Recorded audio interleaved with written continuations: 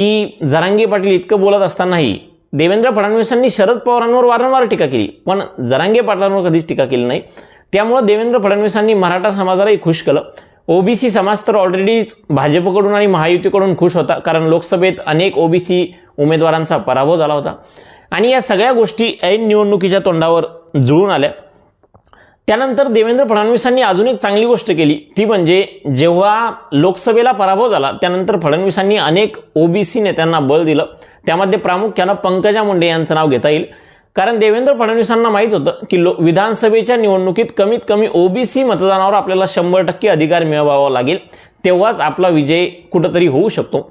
आणि ऐन निवडणुकीच्या तोंडावर हिंदू मुस्लिम हा नरेटिव्ह सेट करून ओबीसी मतदार एका साईडला करून आणि लाडकी बहीण योजनेच्या माध्यमातून महिलांना कुठंतरी स्वतःच्या बाजूनं ओढून भाजपनं आणि महायुतीनं म्हणजेच देवेंद्र फडणवीसांनी स्वतःच्या